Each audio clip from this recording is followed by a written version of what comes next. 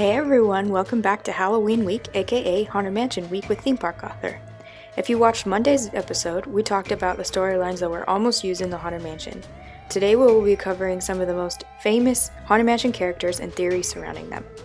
P.S. We will not be talking about the bride in this video because she gets her own, because she has a lot of craziness surrounding her. So don't freak out about that, but stay tuned tomorrow to learn all about the bride too. So the exterior designs for each Haunted Mansion attraction goes as follows. Disneyland was inspired by the Evergreen House in Baltimore. Magic Kingdom in Tokyo, they are basically the same. They are a Gothic revival style. I think it's just kind of original. I don't know if it's based on a specific structure anywhere. Phantom Manor is based on the Psycho house from the movie Psycho that Norman and his quote-unquote mother live in. And Mystic Manor is based on the Bradbury Mansion, which has since been demolished. Mystic Manor hasn't been demolished, just the Bradbury Mansion. I will talk about that more so in a later video where we discuss the timelines and things where they take place. So, of course, we can't talk about the most famous Haunted Mansion characters without mentioning the Ghost Host, obviously. So, the biggest question surrounding the Ghost Host is, who the heck is he?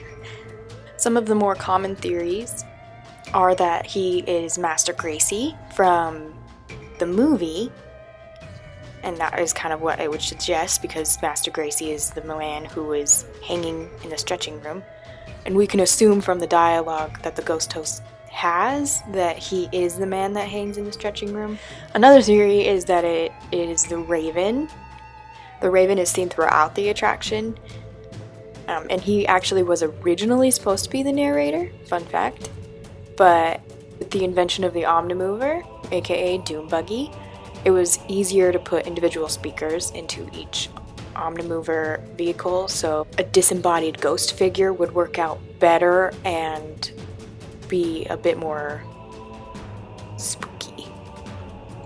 So it's a good theory, and it was almost implemented, but because it was almost implemented, and the key word is almost, I think that means that the Raven is not the Ghost Host. Some people believe that the Ghost Host is the Hatbox Ghost, which I don't really get.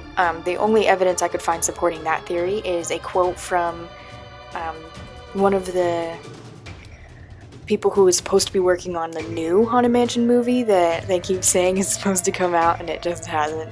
I'll find the exact quote and maybe put it here, but I'll paraphrase as best as I can for now.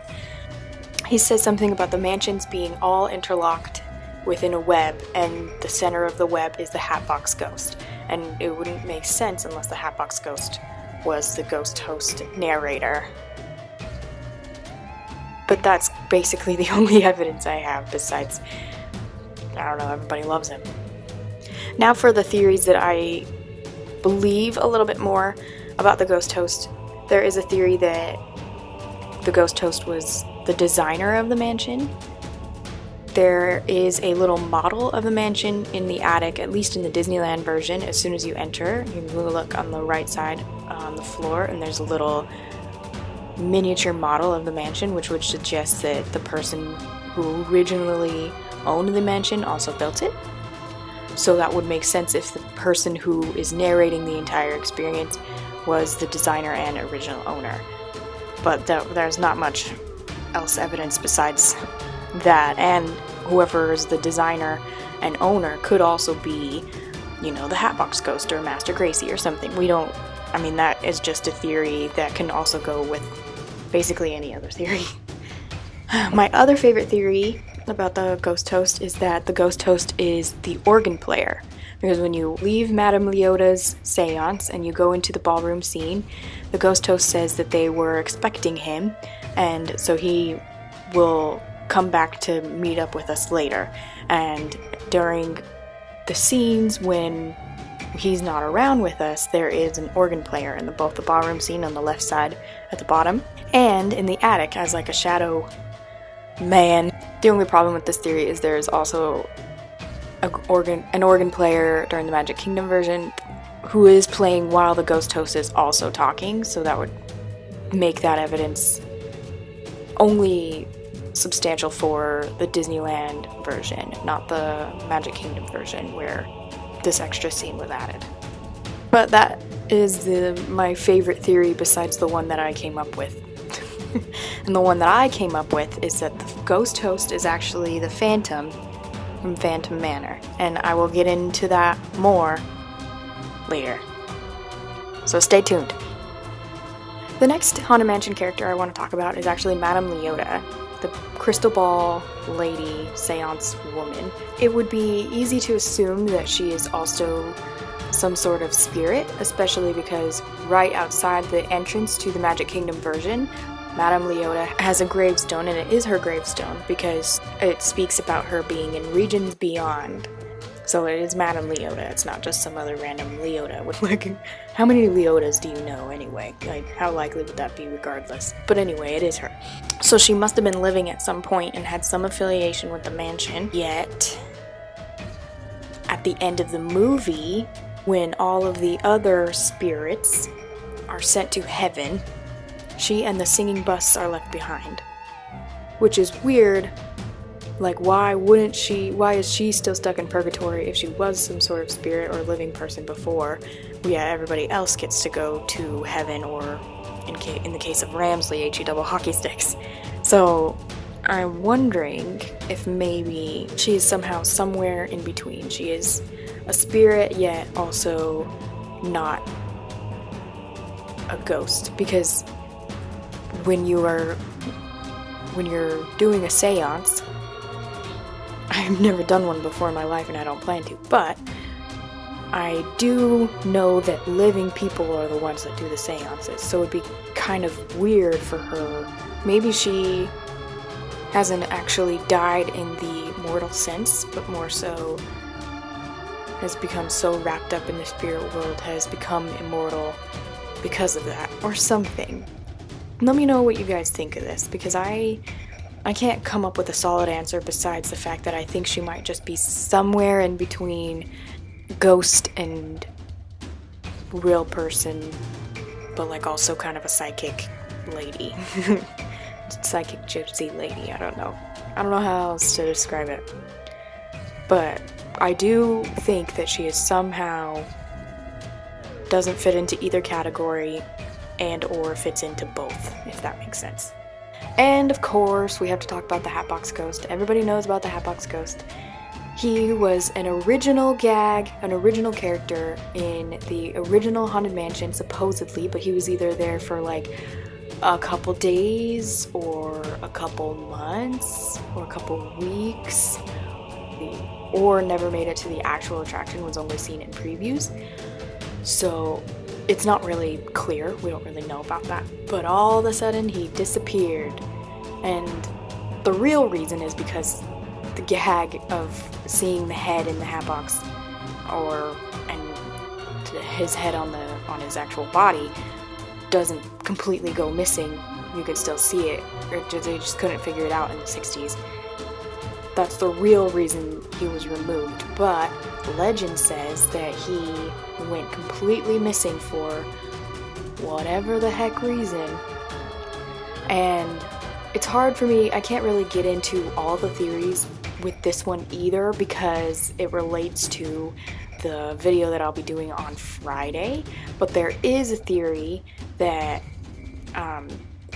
the Hatbox Ghost, especially since he is right next to the bride in the attraction at Disneyland, he was maybe one of the bride's unfortunate suitors who has lost his head.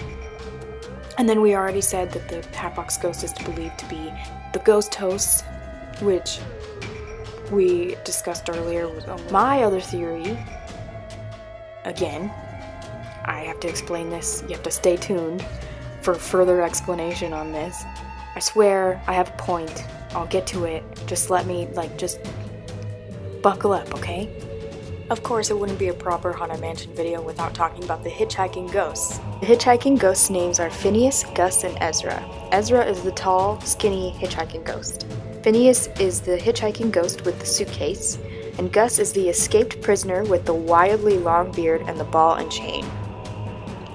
Something that I always thought was really weird and interesting, in the graveyard, Gus ironically stands near the executioner, who would usually execute prisoners. Well, the executioner would be his mortal enemy in quote-unquote life. Maybe it is a symbol of the turning of tables, with him taunting the executioner who can no longer threaten him and death as he once did in life. Savage. I don't know if there's really much of a theory about them, I just was telling the stories about them, I guess. Lastly, I want to talk about the dreads. No, not dreads. The dreads. You know, the busts outside of the Magic Kingdom Haunted Mansion queue. In the queue, there are 5 busts of the Dread family, presumably former owners of the mansion, I'm guessing. And it is easy to assume also that the Haunted Mansion has just been passed down from generation to generation, so there could be multiple owners. But more on that later. On each bust's epitaph is a clue to solving the murder of the mystery of who killed who and how. Try to solve the mystery while you're waiting in line. I won't give it away in this video, but I will put a link to one of my posts that I did a while back when I gave my followers all the clues so they could figure it out themselves. So if you want to figure it out, go check that out in the link in the description. It is interesting to wonder how the Dread family literally can connect to the Hatbox Ghost, the Bride, Ghost Hosts, Madame Leota, the hitchhiking ghosts. Like, is every person different, or are some of these people the same person? They just are represented differently in spirit life and in life. I should say in life and death. That makes more sense.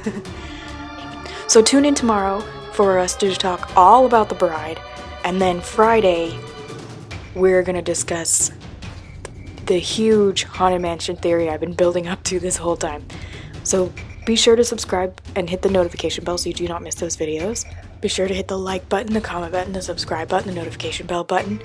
Click the links in the description below to follow my social medias, solve the Dread family mystery, and get my books. Disney Till You're Dizzy, with 1001 facts about Disneyland and Disney World. Thanks again for watching. Stay tuned for more, and see you real soon.